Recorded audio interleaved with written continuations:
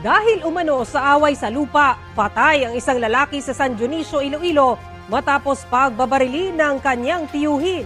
Sa Cebu naman, inaresto ng mga otoridad ang isang punong barangay dahil sa pamemeke umano ng mga dokumento.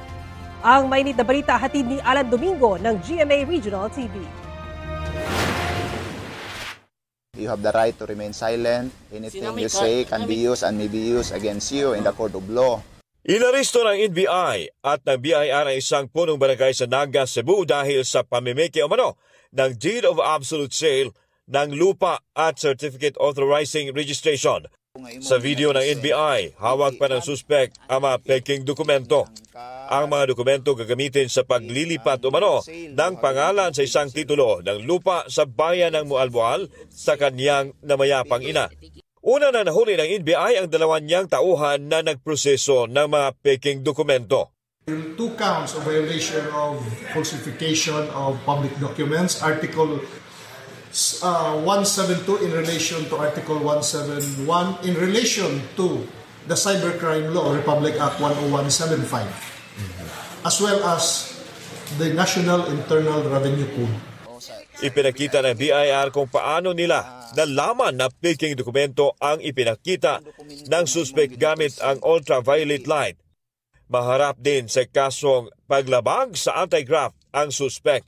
Sinubukan ng GMA Regional TV na kunan na pahayag ang suspect pero tumanggi itong humarap sa kamera.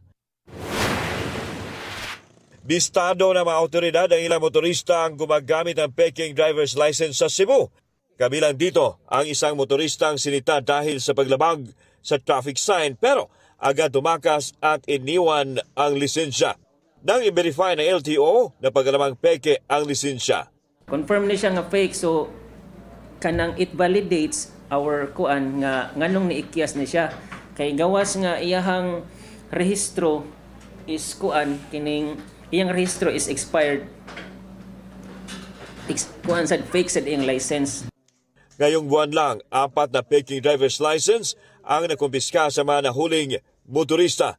Sa lungsod ng Mandaue, mayroong 3,000 pesos na multa para sa mapapatunayang gumagamit ng peking driver's license.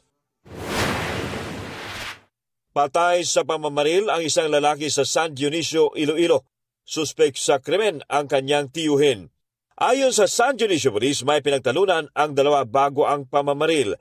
Matagal na umanong may alitan ang magtiyuhin na konektado sa away sa lupa. Naristo na ang suspect. Natakot umano siya kaya mabilis na tumakas matapos barilin ang pamangkin. Alan Domingo ng GMA Regional TV, nagbabalita para sa GMA Integrated News.